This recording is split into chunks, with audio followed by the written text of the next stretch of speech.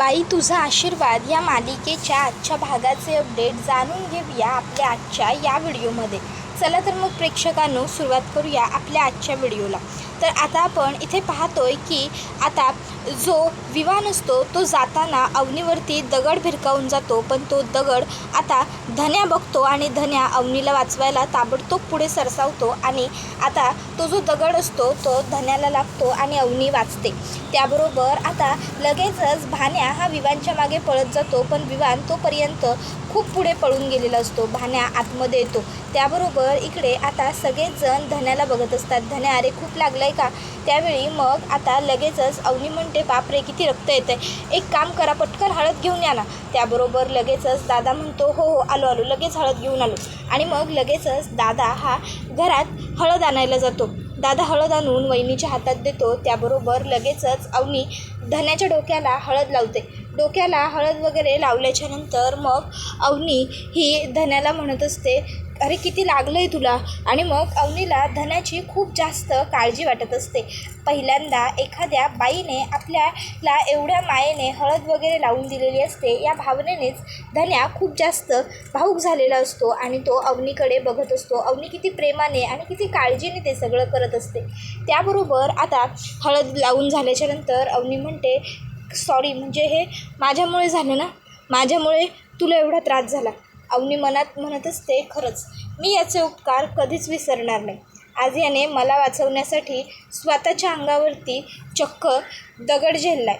त्याबरोबर मग आता लगेचच अवनीला धन्या म्हणत असतो की नाही हो सॉरी काय म्हणताय, आता आपण फॅमिली आहे वहिनी, आणि फॅमिलीमध्ये नो सॉरी नो थँक्यू काय, आणि चालतं एकमेकांसाठी एवढं चालतंच. तुम्ही काहीच काळजी करू नका वहिनी, आम्ही सगळे आहोत तुमच्याबरोबर. आम्ही कोणीच तुम्हाला काय बी होऊ देणार नाही, आम्ही कायम आहे तुमच्यासाठी काय. त्याबरोबर हे ऐकून अवनीला खूप बरं वाटतं.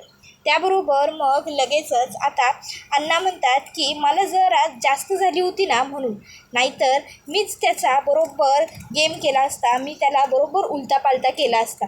त्याबरोबर मग आता पुढे अण्णा लगेचच अवनीला म्हणतात सुनबाई तुम्ही काही काळजी करू नका, आम्ही आहे ना. आता बघालच तुम्ही आपल्या घराकडं कोणी वाकड्या नजरेने बघण्याची हिंमत केली ना तर सोडणार नाही आहे आम्ही त्याला काय.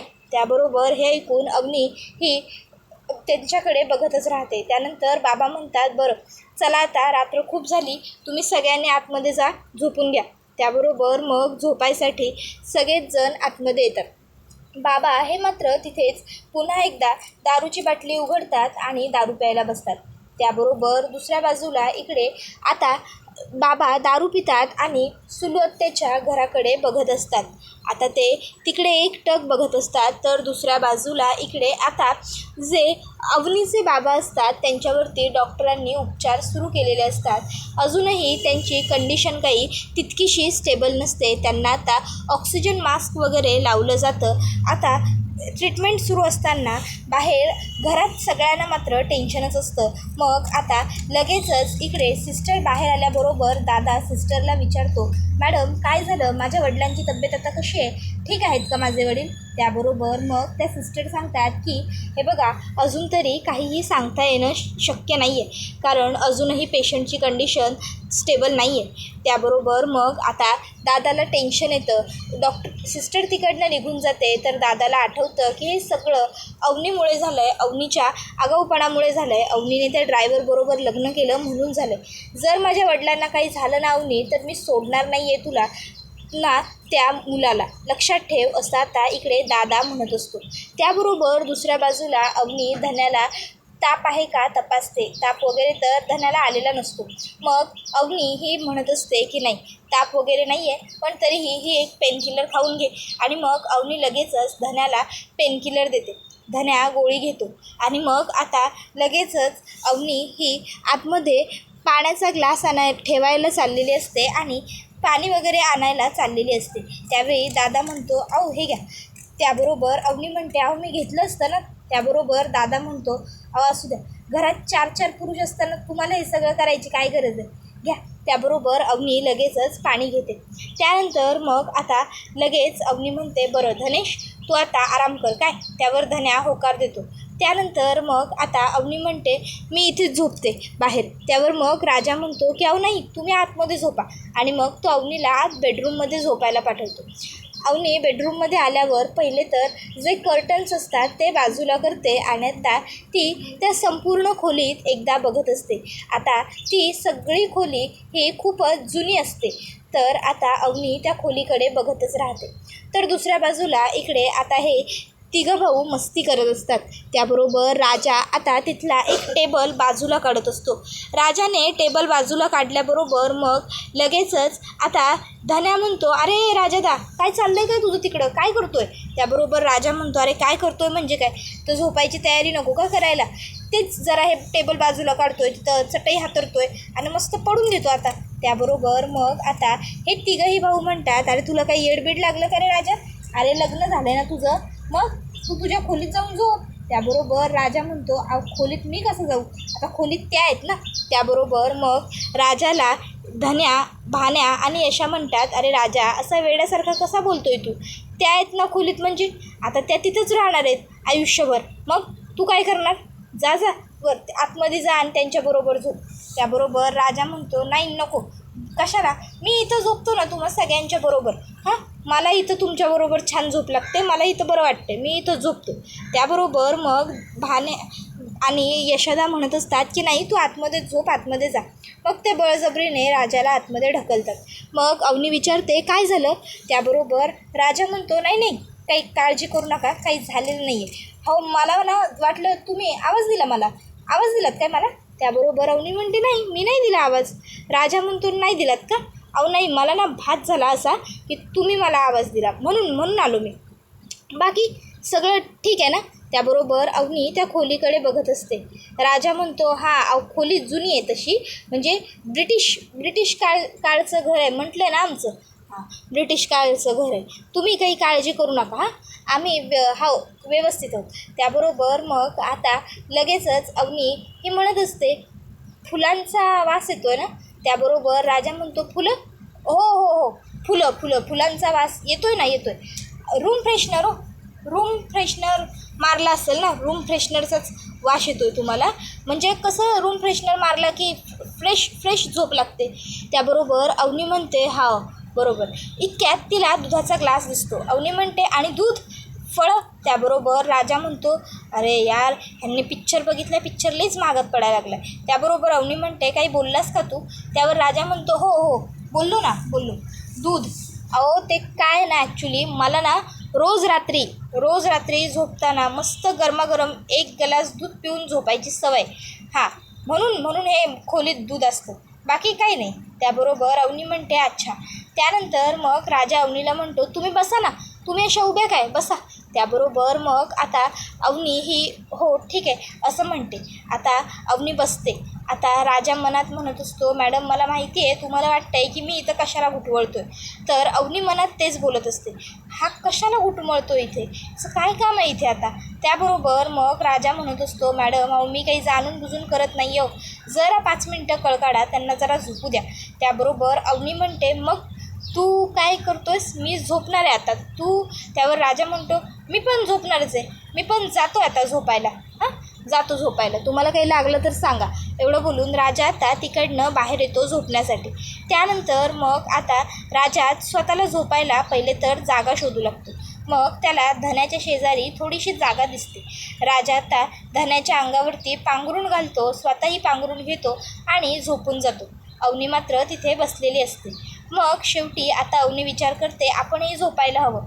म्हणून मग अवनी जेव्हा झोपायला जाण्यासाठी दरवाजाची कडी लावायला जाते तेव्हा तिला दिसतं की दरवाजाला कडीच नाही आहे. आता दरवाजाला कडी नाही आहे हे बघून अवनी येते आणि पुन्हा बसते. आता ती विचार करते अरे देवा आता काय करू मी. तर दुसऱ्या बाजूला इकडे डॉक्टर हे अजून आलेले नसतात. तर दादा टेन्शनमध्ये असतो, आई काळजीत असते. इतक्यात तिकडे डॉक्टर येतात.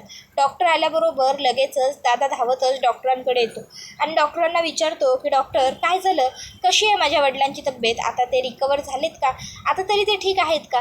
त्यावर डॉक्टर सांगतात की हे बघा अजून तरी आपण काहीही सांगू शकत नाही, पेशंटचं ब्लड प्रेशर हाय झालं आहे, कंट्रोलमध्ये येतच नाही आहे आणि रक्तस्रावसुद्धा खूप जोराने सुरू आहे. त्यामुळे आपल्याला सगळ्यांनाच काळजी घ्यावी लागणार आहे. त्याबरोबर मग दादा म्हणतो, आम्ही त्यांना भेटू शकतो का डॉक्टर? त्यावर डॉक्टर म्हणतात, भेटा, पण त्यांच्याशी सध्या काही बोलू नका. सध्या त्यांना आरामाची, तीव्र आरामाची खूप जास्त गरज आहे. तर इकडे आता धन्याचं डोकं दुखायला लागतं रात्रीचं. म्हणून धन्या उठून बसतो. तो विचार करतो, काय करू? यशोदाला उठवू का? डोकं दुखतं सांगू का? इतक्यात आता त्याची नजर खाली त्याच्या पायांकडे पडते. आता पायांकडे नजर पडल्यावर धन्या म्हणतो, अरे असं कसं झालं? 1 2 3 4 5 6 झोपताना तरी तर 6च पाय होते आमचे.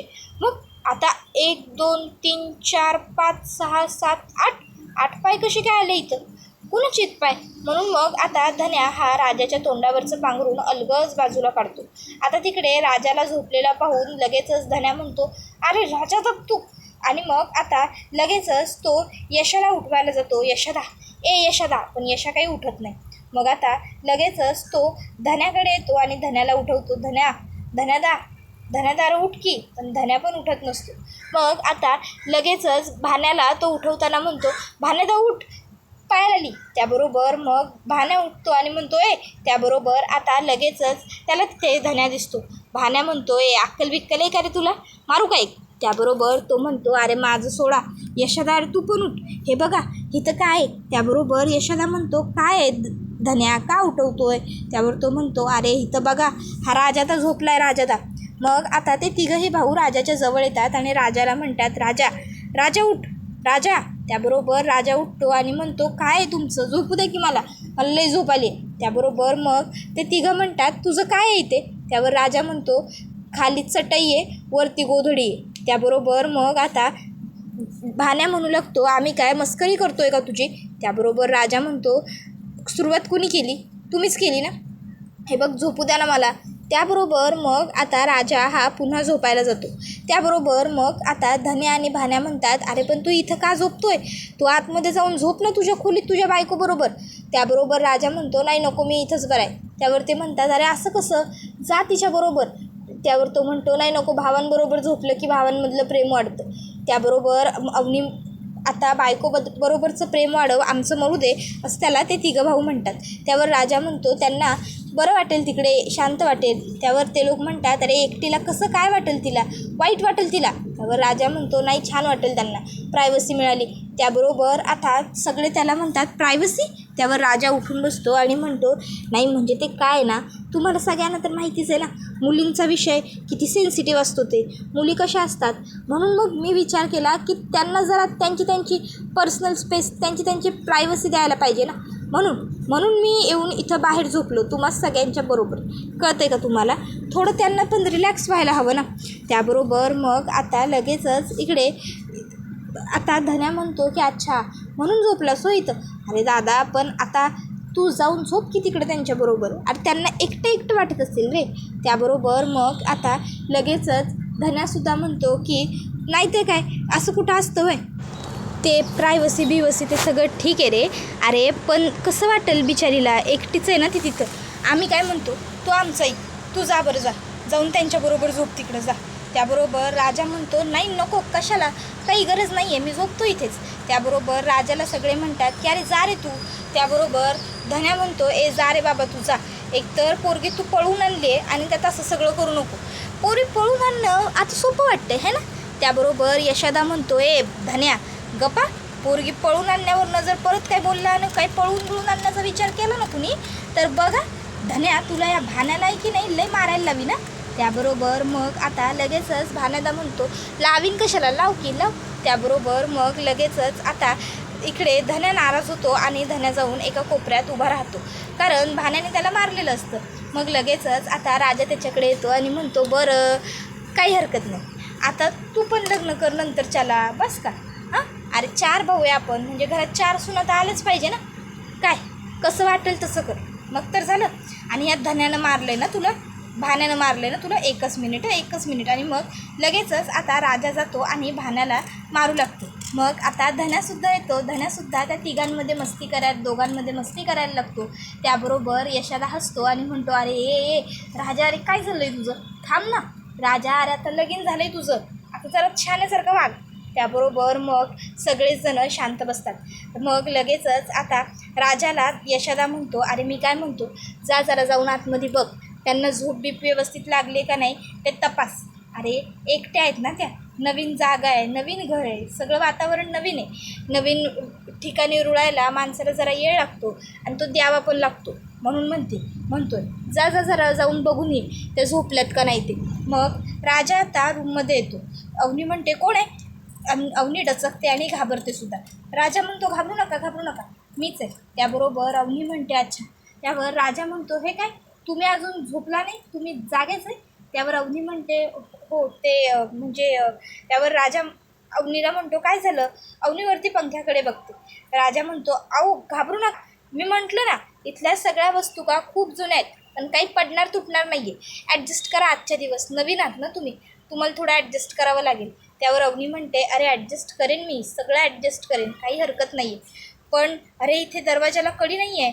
त्यावर राजा म्हणतो हा दरवाजाला बाहेरून कडी नाही आहे, आतून कडी नाही आहे, पण बाहेरून आहे. पण काय उपयोग. मी काय म्हणतो ऐका ना, तुम्ही काही काळजी करू नका. तुम्ही असा विचारच करू नका की बाहेर एक बाप, एक 5 माणसं आहेत, 5 पुरुष आहेत म्हणून. तुम्ही ना असा विचार करा की बाहेर एक बाप आहे रक्षण करण्यासाठी आणि 4 त्याची हुशार पोर आहेत काय, आणि तुम्ही आहे ना एकदम बिंदास्त, एकदम निवांत झोपा. काय काळजी करायची गरज नाही आहे तुम्हाला, आम्ही हाय सगळे. त्याबरोबर अवनी म्हणते हो हो. त्यावर राजाच्या लक्षात येतं की अवनी डिस्टर्ब आहे. मग राजा म्हणतो बसा की. मग अवनी बसते. राजा अवनीला म्हणत असतो हे बघा, तुम्ही आमच्यावरती एवढा विश्वास ठेवू शकता, आम्ही असे वाईट नाही हो, तुम्ही इथं एकदम सेफ आहात, समजलं का. आता आपण एवढा एकत्र प्रवास केला, एवढं एकत्र आपण आलो इथपर्यंत, एकदा तरी तुम्हाला माझ्याकडून काही वाईट वाटलं का किंवा काही चुकीचं होईल असं वाटलं का. अवनी म्हणते नाही. राजा म्हणतो मग निवांत विश्वास ठेवा माझ्यावर आणि झोपा, मी हाय बाहेर काय. आणि मग राजा परत बाहेर निघून जातो. त्यानंतर अवनी विचार करते आई बाबा काय करत असतील, झोपले असतील का की माझाच विचार करत तळमळत असतील. त्याबरोबर मग आता दुसऱ्या बाजूला इकडे बाबांना बघण्यासाठी दादा आणि आई आलेले असतात. दादा हा आवाज देतो बाबा. त्याबरोबर बाबा म्हणतात अवनी आणि ते तोंडाचा मास्क काढतात आणि म्हणतात अवनी जे काही वागली ना ते खरोखर खूप खूप चुकीचं होतं. अवनीने जे काही केलं ते मला अजिबात नाही पटलं. उद्या जाऊन जरी मी मेलो ना तरीसुद्धा अवनीला माझ्या मैतावर सुद्धा घेऊ नका. आई म्हणते अहो काय बोलताय तुम्ही हे. त्यावर बाबा म्हणतात हो अगं बरोबर बोलतोय मी, बरोबर बोलतोय. तिने बापाला जिवंतपणे मारून टाकला तिने मला. ती जे वागली ना ते अत्यंत चुकीचं आणि अत्यंत वाईट वागली. अवनी खूप खूप विचित्र वागली आहेस अवनी, असं बाबा आता म्हणत असतात. स्वाती वहिनीला सुद्धा ह्या सर्वाने खूप वाईट वाटत असतं आणि बाबा आता म्हणत असतात की ती माझी मुलगी नाही आहे, जिवंतपणे तिने मला मरण यातना दिल्या आहेत, तसं लग्न करून तिने खूप मोठी चूक केलेली आहे, खूप मोठी चूक. त्याबरोबर मग आता लगेचच इकडे बाबांना श्वास घ्यायला त्रास होऊ लागतो.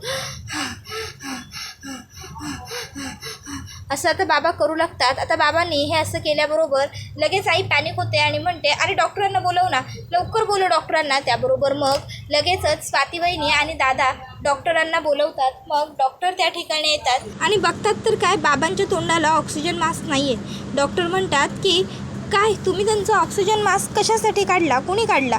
त्यावर मग दादा म्हणतो त्यांनी स्वतःच काढला. खरंच आता ते बोलत होते डॉक्टर. तर इकडे अवनीला स्वप्न पडतं. तर आता अवनी विचार करते मला एवढं भयानक स्वप्न का पडलं असेल, बाबा ठीक तर असतील ना, सगळं व्यवस्थित असेल ना बाबांचं. तर डॉक्टर आता इकडे सांगतात की तुम्ही सगळ्यांनी प्लीज बाहेर जा, मला पेशंटला तपासू द्या. दादा म्हणतो माझ्या बाबांना काही होऊ देऊ नका डॉक्टर, नाहीतर मी. त्यावर डॉक्टर म्हणतात की काही नाही होणार, तुम्हाला तुमचे बाबा हवेत ना, मग तुम्ही थोडा वेळ बाहेर थांबा. त्याबरोबर इकडे आता राजा आणि अवनी घाईघाईने बाहेर जात असतात. त्याबरोबर आता सुलू आत्या हे सगळं बघते आणि आता दत्ता काकाला सांगते. दत्ता काका म्हणतो की गेली डांगरटांची सून पळून गेली, रडत रडत पोरगी निघून गेली घरातनं, शेवटी या डांगरटांच्या घरात पोरगी राहू शकत नाही. त्यावर मग आता अण्णा दत्ता काकाची कॉलर पकडतात. तर दत्ता काका अण्णांना म्हणतो माझी कॉलर पकडू नको, ती बघ तुझी सून गाडीत बसून रडत रडत निघून गेली की नाही. या घराला बाईचा आशीर्वाद कधी मिळूच शकत नाही, या घराला फक्त बाईचा श्रापच मिळणार. मग मात्र अण्णा गप्प बसतात आणि हा व्हिडिओ इथेच संपतो. व्हिडिओ आवडला असेल तर व्हिडिओला लाईक करा, चॅनलवर नवीन असाल तर चॅनलला सबस्क्राईब करा आणि बेल आयकॉन प्रेस करा. धन्यवाद.